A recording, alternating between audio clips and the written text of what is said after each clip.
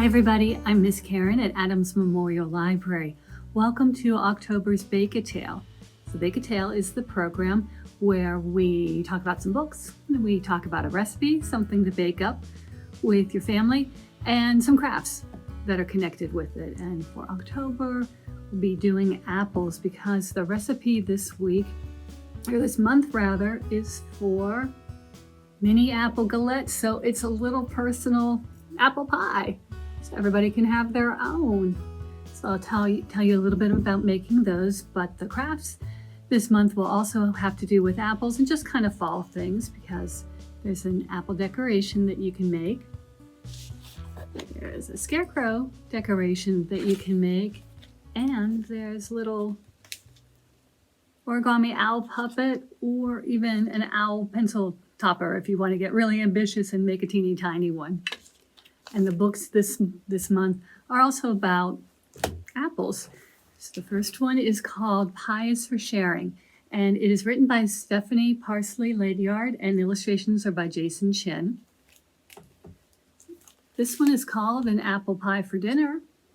So, if you feel like it, no judgment here. If you want to have apple pie for dinner, the mini apple galettes for dinner instead of dessert, it's up to you, but this is how this lady got to make her apple pie in this story. This book was retold by Susan Van Heck, and the illustrations are by Carol Baker McKee. And this last one is called Water is Water by Miranda Paul, and Jason Chin. So the pie for sharing is, well, pie is always great for sharing, but this also talks about some other things that could be good for sharing. Like you could share a ball, you could share a tree, you could share a rhyme, you could share water, you could share your time, all kinds of things that you could be sharing with your friends.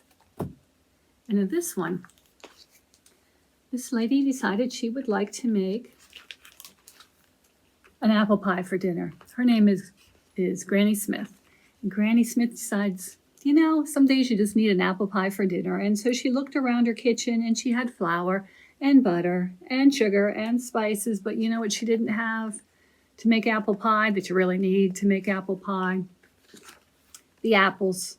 She had a plum tree and it was full of plums. She had lots of plums, but you can't make apple pie with a plum tree with any plums. But she decided she would gather up some plums and go out for a walk and see if there's anybody out there who might need plums and have too many apples.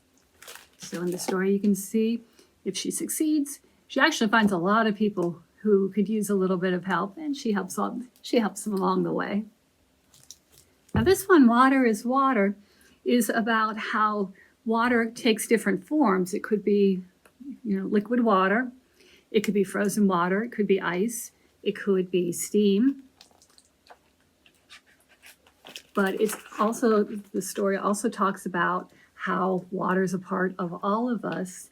And so it's the sister and the brother and their family. And so they have this pond. They have water around. Water could be fog. Water could be a lot of things. But water is also good for their apple tree because there's water in apples too. And if it weren't for water, it wouldn't be able to have apples, and so you wouldn't be able to have any apple cider or apple pie. So that's what this story is about. So you can come into the library and you can check those out. And at the time, maybe you can even pick up a kit. We will have these kits available. It'll have the recipe in it. It'll have some materials to make the crafts. It'll have a list of the books, so you can check those out too. But you can come down to the children's room and pick up a kit, or you can always call us and reserve one, or as many as you need, and pick it up through curbside service. And we'll have them in the children's room as long as supplies last. And if you're not able to come in and get a kit, you can always email us at kids@adamslib.org, and I'd be happy to send you out. I can email you the instructions for the crafts and the recipe. But I'm so excited about this recipe, friends. It's to make these little apple pies, and I just think they're so cute. And you know what? I was always a little bit nervous about pie crust because I'm not very good at rolling things out into a perfect circle. But with these, it doesn't matter. It does not matter how lopsided your crust is because you roll it out. So you make the dough, and then this is going to be probably a 2-day project, or at least an all-day project, because you make the dough and then you have to refrigerate it for a while, for an hour or up till the next day. So you make the dough, and when I made the dough, I followed the recipe, but I didn't put as much sugar in it when I did it because I thought it would be sweet enough without. So it would kind of depend. If you have apples that are really tart, like Granny Smith apples, maybe you'd add a little bit more sugar then. But you make the dough, you put it in some plastic wrap, put it in a disc, refrigerate it, and then when it's a little, the refrigerated, it's to make it so it'll be easier to roll out. So when you take it out of the refrigerator, then you cut it up into 6 or 8 pieces, and then you roll each of those pieces out individually, and that is how you get the little pies. So I tried to make mine round, but they were kind of all different shapes. But like I said, it doesn't matter. You just cut some apples. The thinner an adult can slice the apples, the faster they'll cook. And so my apples were a little bit thicker, so they're still a little bit chewier now, and that's okay. I like them like that. But you make some apple filling, and you slice the apples. You put some spice on it. Calls for apple spice, but if you don't have that, you can use pumpkin spice, which is what I did, or cinnamon, whatever you would like. You have your dough, you put some apple slices on it, and then you just fold the dough over, not all the way. You can still see the apples in the middle, and that's it. So it doesn't matter what it looks like. They're all going to look great because they're all going to be unique. And when I made the dough, it says you can use your hands to work the butter in, or a pastry blender. Well, I don't have a pastry blender, so I just wash my hands really well and then use my fingers. And so it's kind of fun too. So you put the butter in little chunks, and then you work it together kind of like this. You just rub it, and then it'll kind of turn into sand.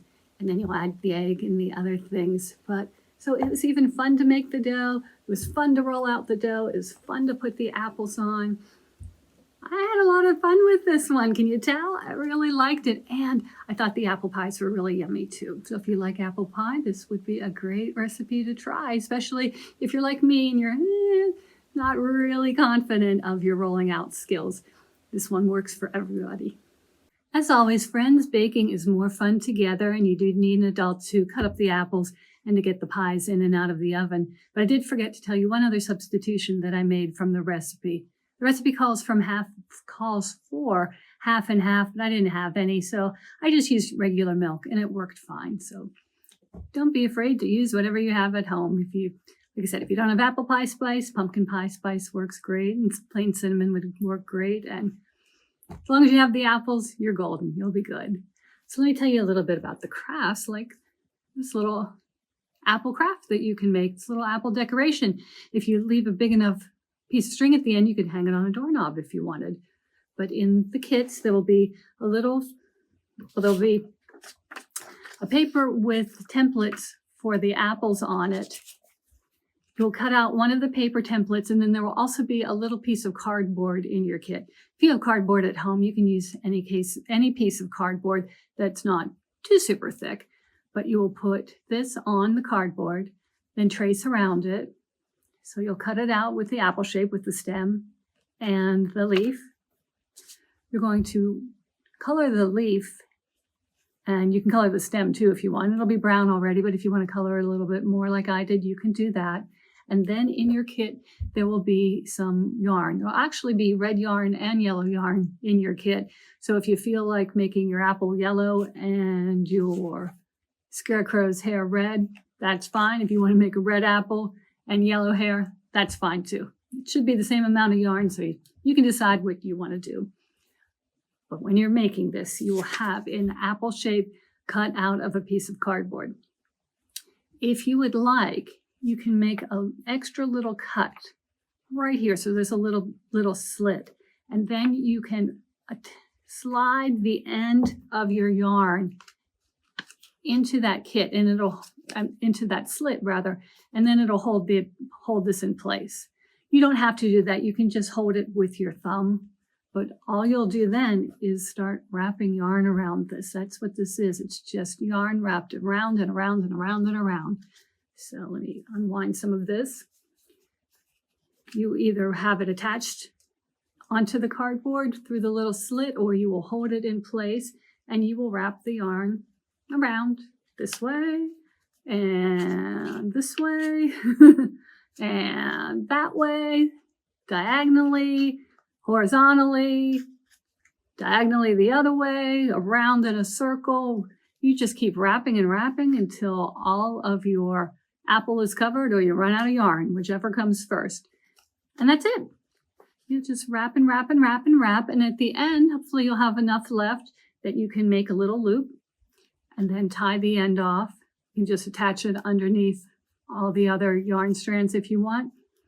And that's it. It takes a little while, but it's kind of calming to be able to just do this. Here's where you can see on the back, I tied my knot on, and then it just looks like this, and then you can hang it up.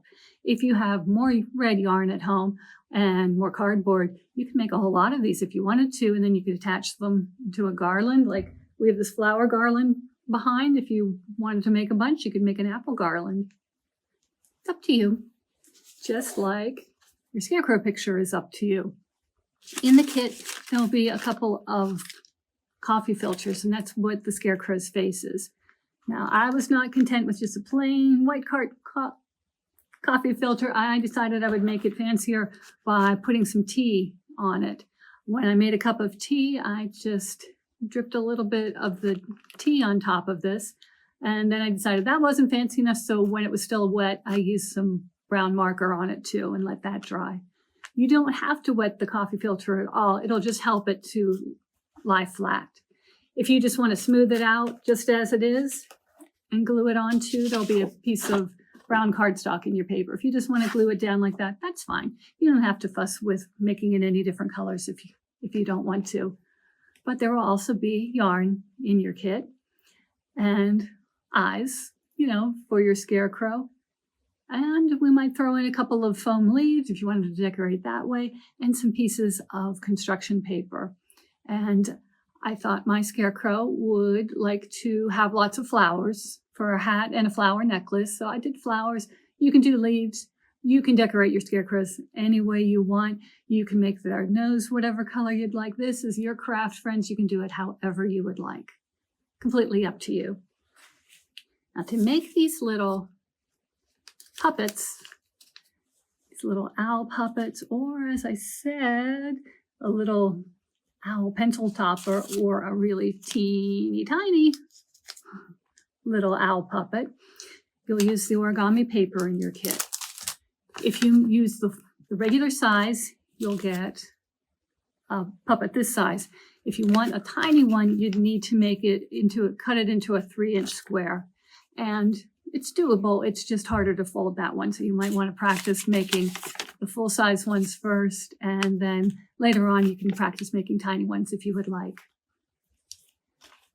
To make these little owl puppets, you'll take your piece of origami paper and fold it in half.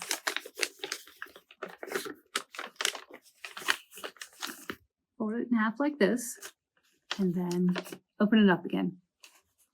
And then you'll take the bottom part and fold it up to the crease in the middle, like this. So you fold the bottom part up to that line in the middle. And then you open it up again and you fold it behind on that same crease. So then you fold it behind like that. And then you take this bottom part and you bring that back up to that crease line like this. So it makes a little zigzag. And then the next thing you will do is flip it over. And then you want to think of this as 3 different sections. So this would be 1/3, this part's 1/3, and this is 1/3. Might take you a couple of times to fold it to get that right, but what you're going to do is fold this part over, so it's about 1/3, and then this part over, so it's about 1/3. So you will have the fold at the bottom and fold at the back, little pocket, and then it'll all be about 1/3 the size it was to start with. Then you will take these top parts. That's going to be what makes this triangular shape for the owl's head. You will need to make a crease in the center. So you can kind of pinch this shut a little bit. You don't have to fold it all the way down, although you can if you want, if that's easier. You just need it to go about halfway down. So you'll go like this, and then you will have this line down the center. Then you take this corner, fold it to the center line, and this corner, and fold it to the center line. So then you'll have an arrow with the point at the top. Then you're going to take the tip of this arrow, and you're going to fold that down into your bottom part here. You see on here? So the top folds down like this. And then once you've done that, you're going to have this little, oh no, I'm sorry, not yet. I skipped a step. After you've folded it into thirds, you're going to slide it together. So this, you have this zigzaggy part and this zigzaggy part, and you're going to put this part inside this part. And it's a little tricky until once you get it, you'll say, oh, I see. I don't know who comes up with these origami things. I think anybody who can make up origami designs is just a genius, because I can barely fold them.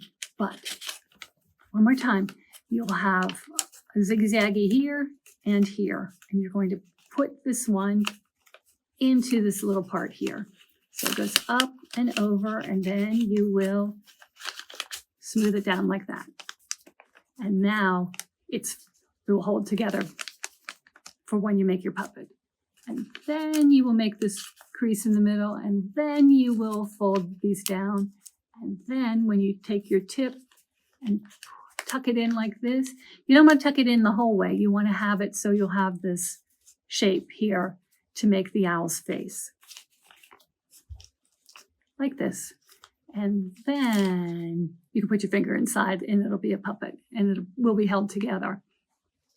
Now this next part I had a little bit of trouble with. When you push your finger inside to give it a little bit of room,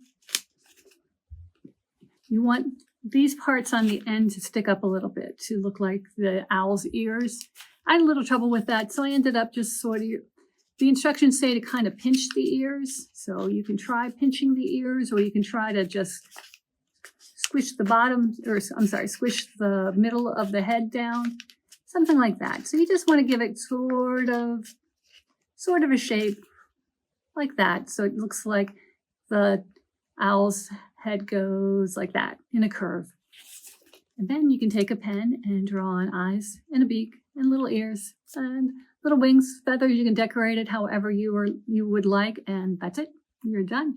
You've got your little owl puppets. And these are kind of fun to make too. Once you get the hang of it, they're pretty fun. So you can make a couple. You can give those out to friends too, or use them as fall decorations.